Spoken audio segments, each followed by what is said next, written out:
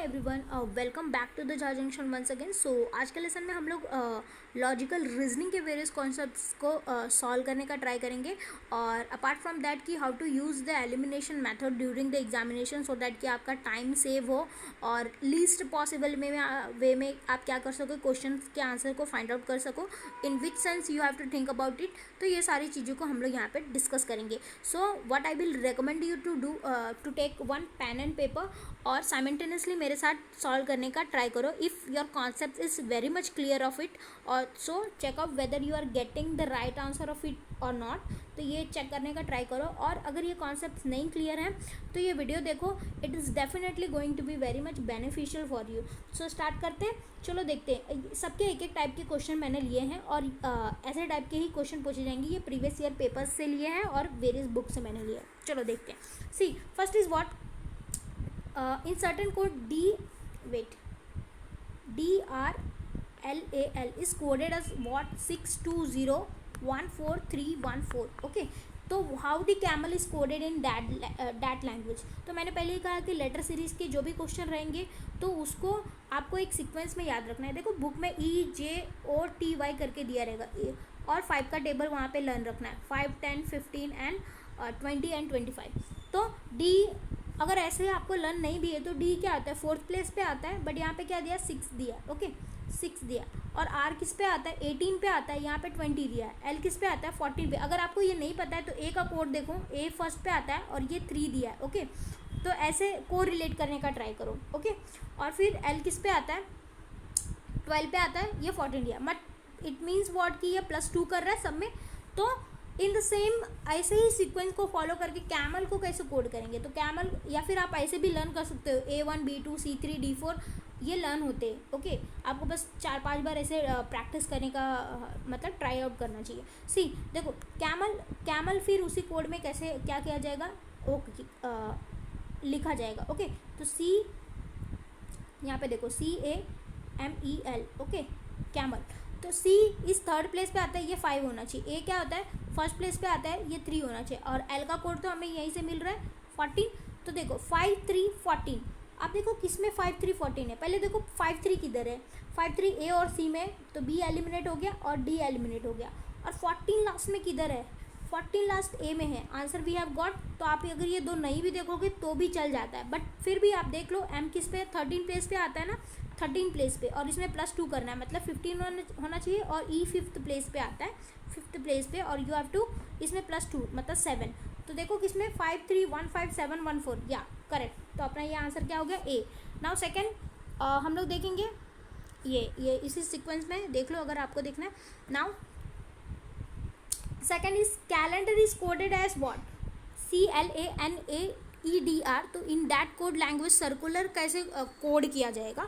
तो पहले क्या करने का, इस तरह के क्वेश्चन रहे ना तो आपको क्या करना है, एक के नीचे एक पहले लिख लेना है। तो यहाँ पे देखो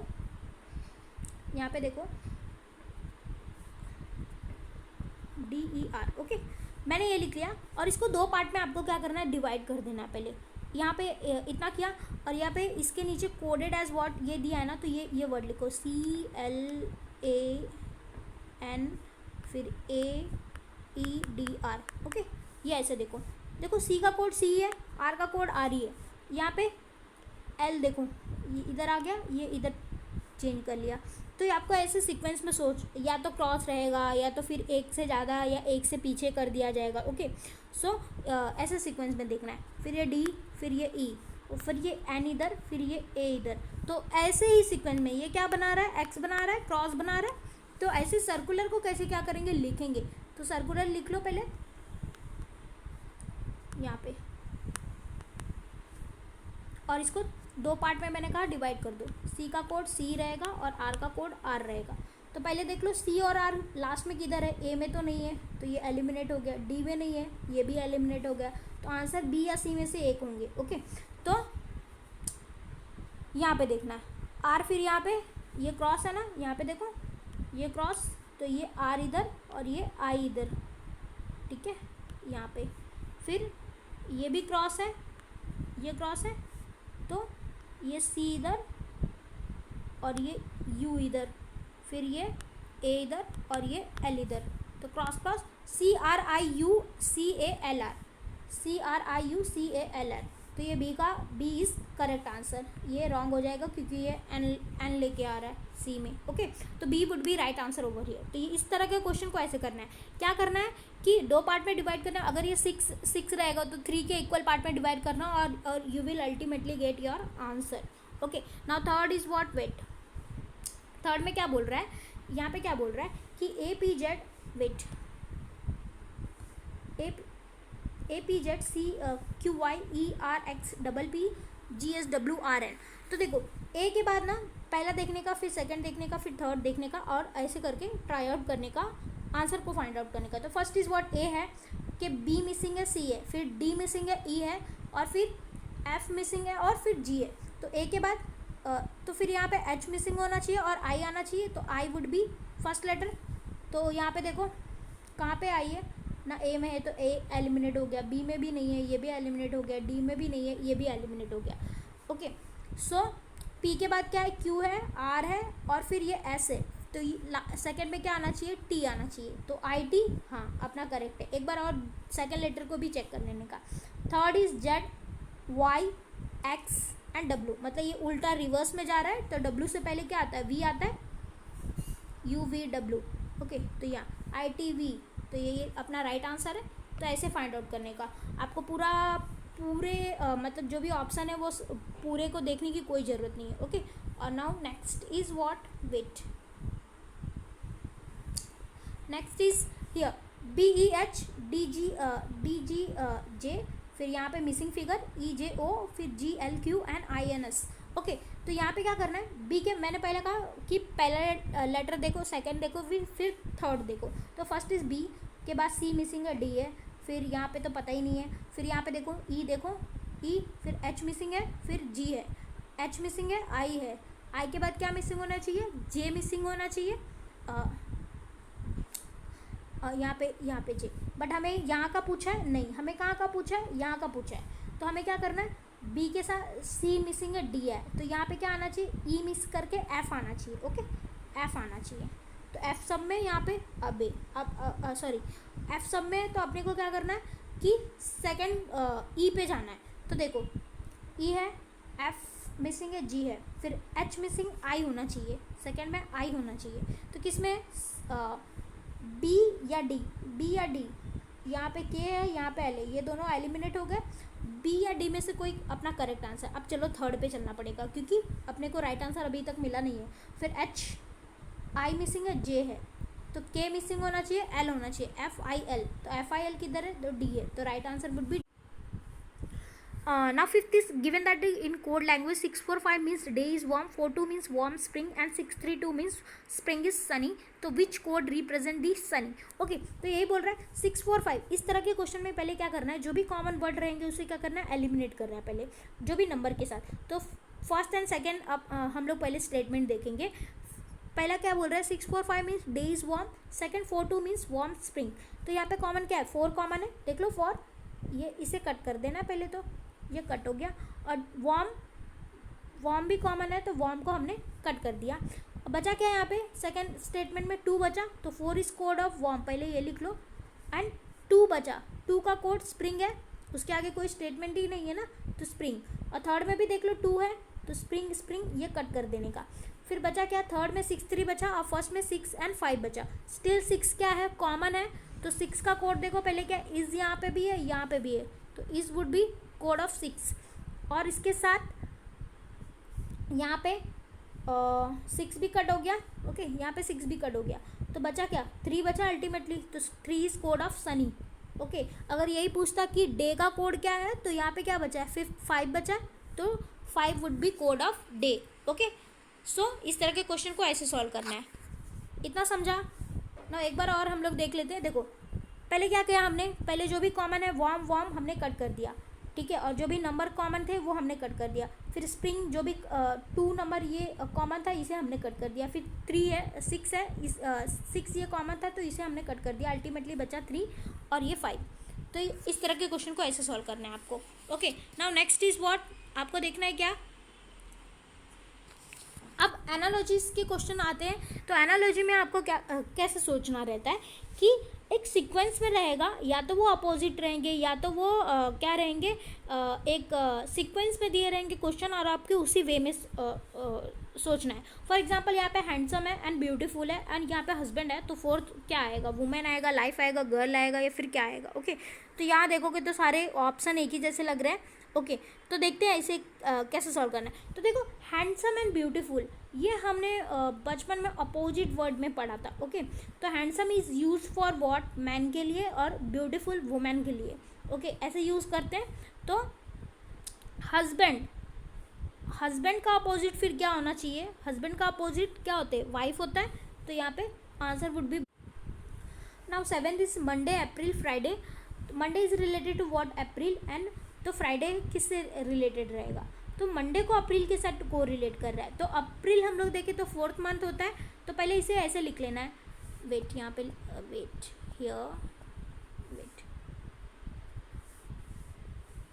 हियर सी यहाँ पे मंडे लिखो, ये 4th month April. Okay Tuesday, Wednesday, Thursday and Friday. Okay ये फ्राइडे. तो ये 4th, 5th, 6th, 7th, 8 ऐसे सीक्वेंस में लिख लेने का. ओके तो मंडे अगर अप्रैल से रिलेटेड है तो ट्यूसडे किससे रिलेटेड रहेगा, मई से रिलेटेड रहेगा, वेडनेसडे जून से, थर्सडे जुलाई से, और ये फ्राइडे अपना अगस्त से. ओके ये अगस्त से रिलेटेड रहेगा. तो आंसर वुड बी सी. अगर यही पूछा रहता कि सैटरडे किससे, अगर ये फ्राइडे की जगह सैटरडे लिखा रहता तो हम लोग क्या देते हैं 9 मंथ यानी कि सितंबर. Okay I hope you are getting it. Now next is what, wait देखते हैं हम लोग next. Is light is related to sun. तो हीट किससे रिलेटेड है, तो सन से हमें क्या मिलता है, लाइट मिलता है. ये कॉन्टेक्स्ट में सोचना है. और तो हीट किससे मिलेगा, इलेक्ट्रिसिटी से नहीं, मून से मिलेगा नहीं, बिल्कुल नहीं, स्टार से नहीं, फायर से मिलेगा. ओके हीट किससे मिलता है, फायर से. तो ये राइट आंसर हो जाएगा अपना फायर. तो बहुत इजी सा था ये. Now next is 9 number series के क्वेश्चन. या ये बहुत इंपॉर्टेंट है. देखो नंबर सीरीज के जब भी क्वेश्चन आएंगे ना तो आपको पहले क्या करना है, डिफरेंस फाइंड आउट कर लेना है. 16, 8, 20, 36, 56. तो व्हाट वुड बी नेक्स्ट. तो ये देखो पहले 16 लिखना है, ये 8, यहाँ पे 20, यहाँ पे 36, यहाँ पे 56. ओके और इसका डिफरेंस निकालना है. तो 16 से 8 हुआ ना तो -8 हो गया, 8 से कम हुआ ना, फिर 8 से क्या हो गया 20 हो गया, मतलब 12 बढ़ गया.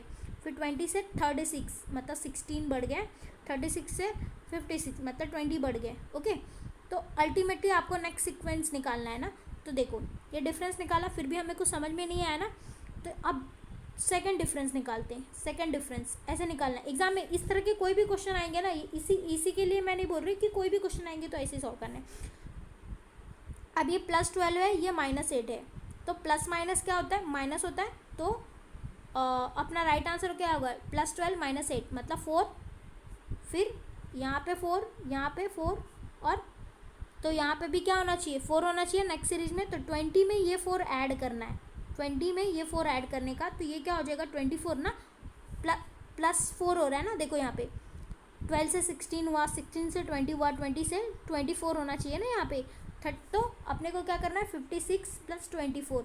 ओके तो 6 + 4 0 10, और यहाँ पे 1 कैरी फॉरवर्ड 5 6 7 8 मतलब 80 would be your right answer over here. Easy था. ऐसे ही सीक्वेंस में करना है जो भी क्वेश्चन आएंगे. नाउ नेक्स्ट देखो यहाँ पे क्या है, यहाँ पे क्या है 6 6 वेट 6 6 8 1.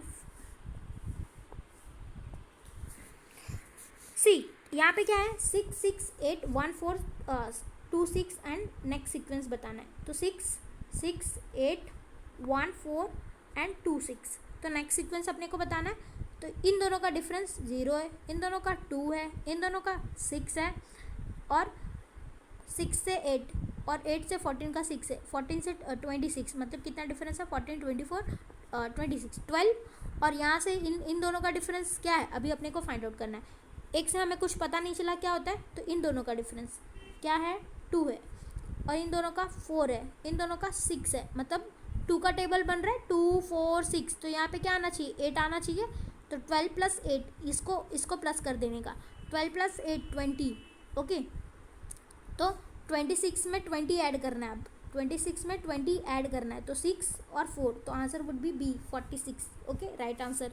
समझा ये सीक्वेंस समझा कि पहले फर्स्ट डिफरेंस निकालना है, फिर सेकंड डिफरेंस निकालना है, और सेकंड डिफरेंस का सीक्वेंस देखना है कि ये क्या बन रहा है, 2 4 6 8, या फिर नंबर ड्रास्टिकली बढ़ेगा तो वो मल्टीप्लाई हो रहा है, ऐसा याद रखना है, या फिर स्क्वायर देख लेना कि 5 का स्क्वायर 25 तो नहीं है, 36 तो नहीं है, 49 तो नहीं है, तो ऐसे करके आपको you have to find out, okay. Now next is and 11th is what 3 5 13, wait here,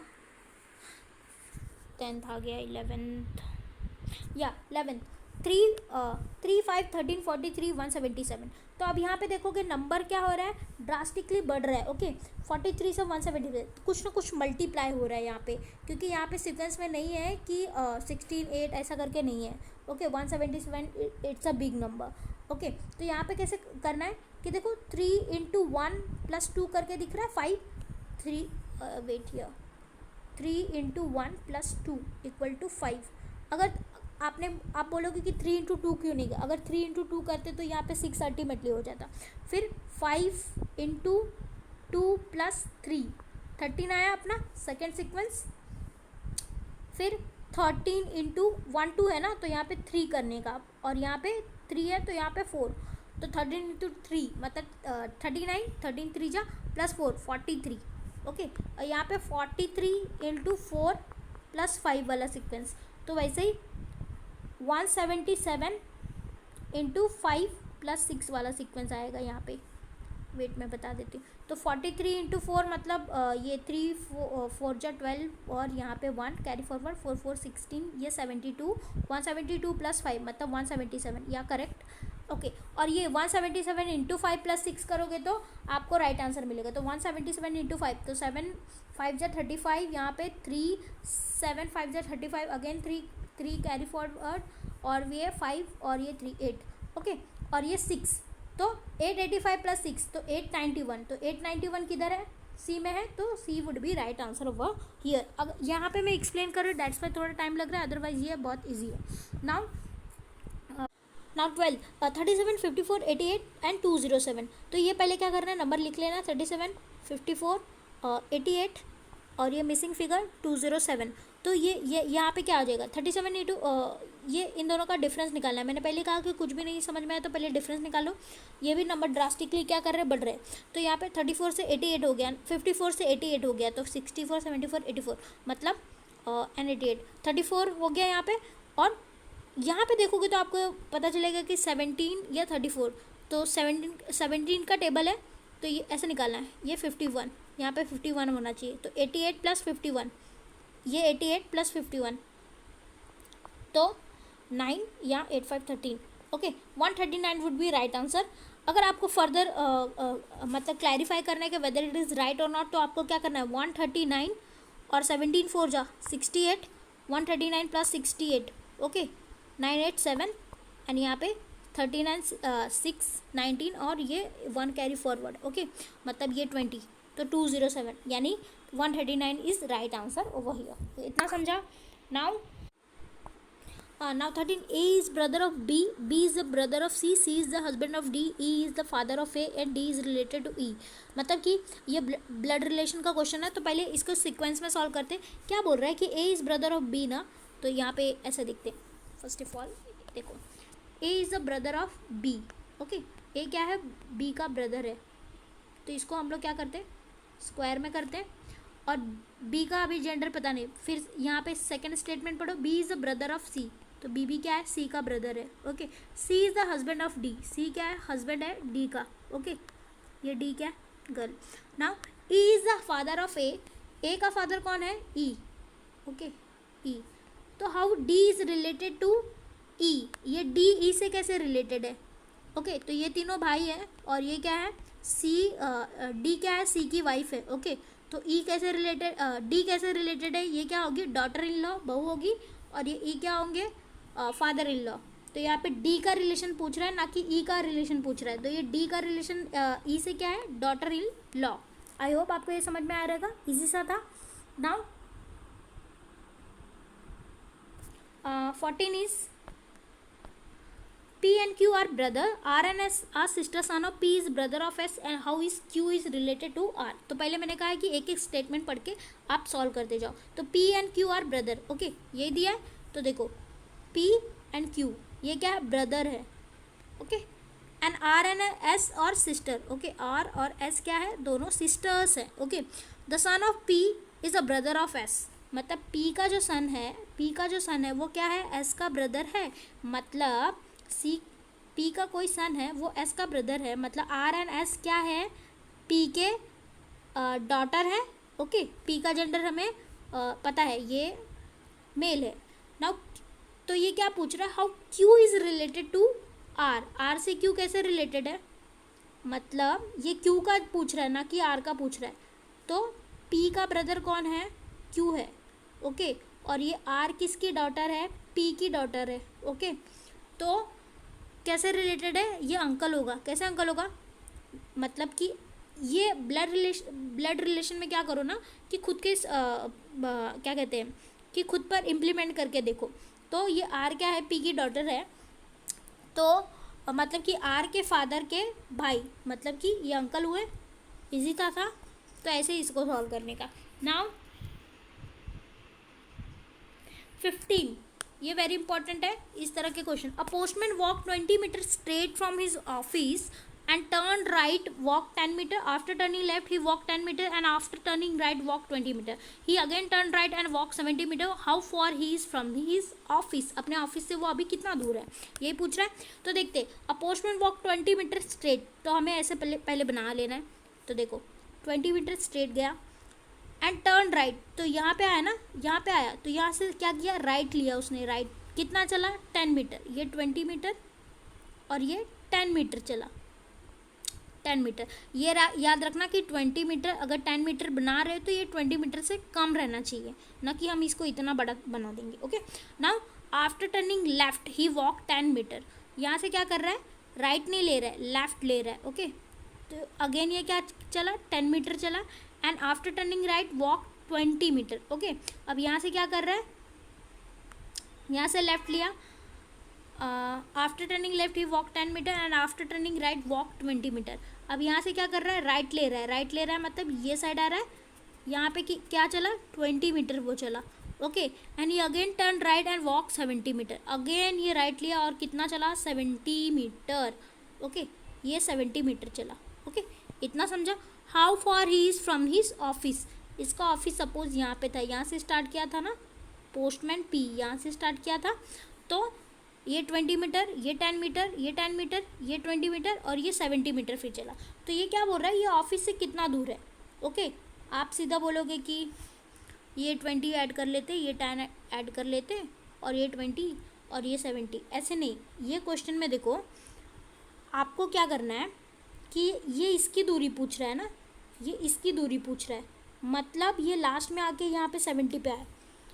तो how far is from his office, मतलब ये 20 मीटर. पहले ऐसे ध्यान रखो, ये 20 मीटर लिया. नाउ ये 10 मीटर. टोटल कितने हो गए, 30 हो गए. ये 20, ये 10. हॉरिजॉन्टल स्पेस देखो 30 हो गए, ये 20 है और ये 70. ओके यहाँ पे स्ट्रेट बना दो ऐसे.